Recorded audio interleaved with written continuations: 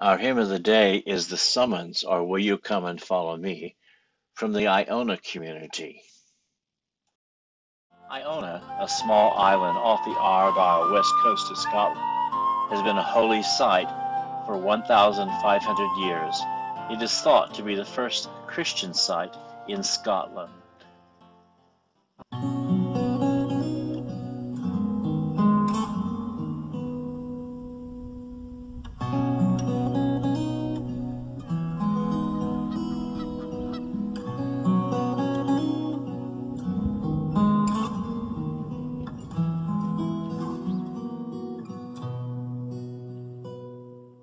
The ancient Celts described this as a thin place, a place where the veil between heaven and earth is lifted, and a place where mere mortals might catch a glimpse of the divine. Saint Columba established the Iona religious community in 563. Two students at the monastery school were Aidan and his friend, Prince Oswald. In 635, Prince Oswald was crowned King of Northumbria upon his father's death, and Abbot Columba sent Aidan to help the king bring Christianity to Northumbria. Aidan established the first monastery at Lindisfarne on Holy Isle, right near the king's castle at Bamberg. Years later, both monasteries were sacked by the Vikings. A Calvary group explored this history 2 years ago on a trip in the footsteps of St. Aidan. In 1938, the Iona Abbey was rebuilt and established as an ecumenical community of men and women whose main tenets are peace, justice, work in poor neighborhoods, a new economic order, and worship renewal. Their publishing company, Wild Goose Worship Group, is regarded in Britain as one of the most innovative and authentic sources of new congregational song.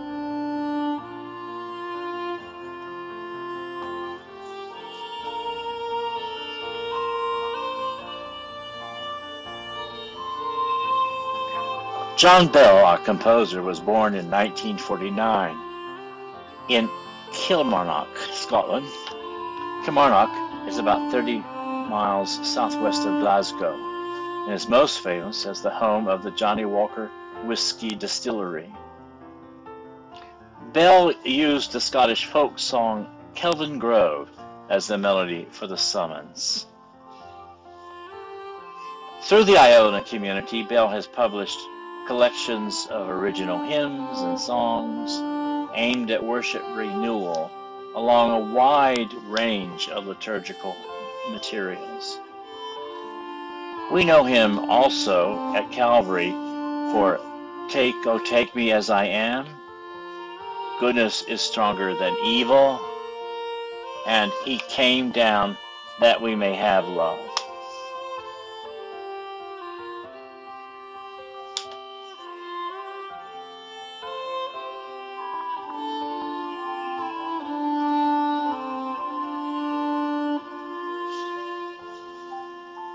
Bell studied at the University of Glasgow, where our Calvary group had lunch by the Kelvin Grove Art Gallery in Brute Hall, en route to Inverary, where we began our exploration of Aidan's journey. Bell was eventually awarded an honorary doctorate by the University of Glasgow, but as an undergraduate, he took a time off after only 3 years of study to do volunteer work in a deprived neighborhood in London.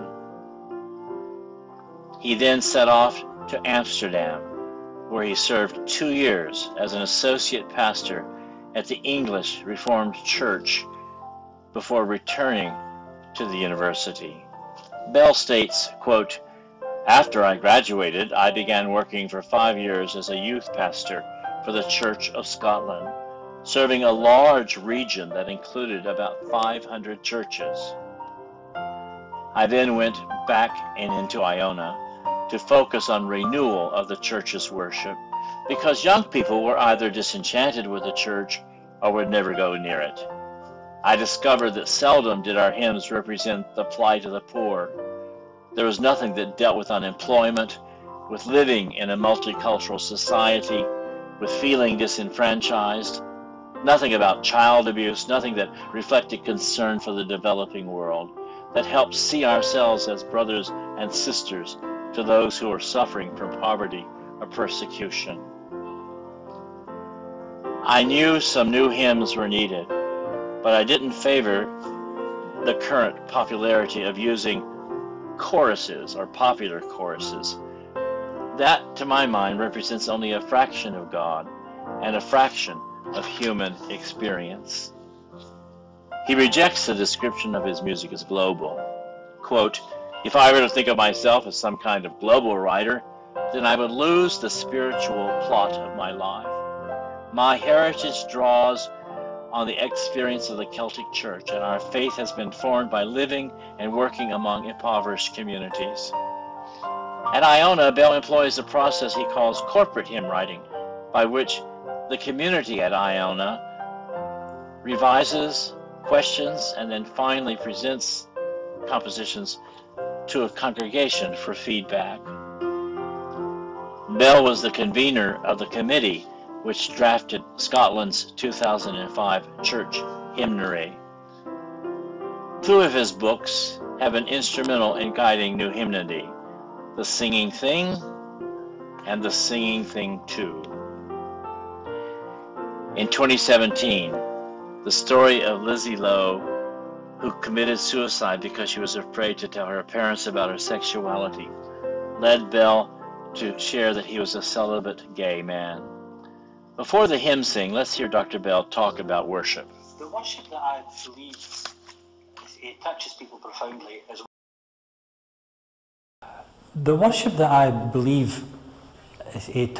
profoundly is worship which is not sentimental but is real. And I think that there's a temptation, particularly in North America where I work for about 3 months a year, to try to please people or to try to give people what they want in case they don't come back and the church runs short of money. But the worship I believe touches people is when what happens connects with both the scripture and the lives of the people. Now I remember this happened for me in a fairly dramatic way. The first time I went into an Episcopal church was when I was 19, and it was in Glasgow, and it was St Mary's Cathedral, and it was on Monday, Thursday, because when I lived at home in Kilmarnock, I usually went to the Holy Week services. Now here's this church in which there's candles, which we didn't have in Kilmarnock, and in which there's a robed choir, which we never had either. And it's Monday, Thursday, and it comes to the end of the service, and we begin to read Psalm 22, my God, why have you forsaken me?" And as it's read, the choir take off their gowns, and they begin to take all the stuff out of the church. They take the cross, they take the candles, they begin to move chairs, and the lights are going out, and we're still reading this terrible psalm about how there's a victim who is being besieged by people who want to tear at his throat and end his life. And it ends in darkness, and then the congregation leaves without talking to each other. And I remember it was a conversion experience for me. I was more profoundly moved by that than by anything else, because somehow the action of worship, the reading of that psalm, and how I could run away from Jesus or be one of the people who persecute him, all these became real. And this was not something which was staged for emotion. This was something which was replicating in symbolic fashion what happened on the night in which Jesus was betrayed. It wasn't just the Last Supper, it was the abandonment of the disciples afterwards. Now when we're able, and there's no, it's not as if there's some formula, but when we're able to connect the words of Scripture to the experience of human life, then people either in joy or in regret will feel touched by God.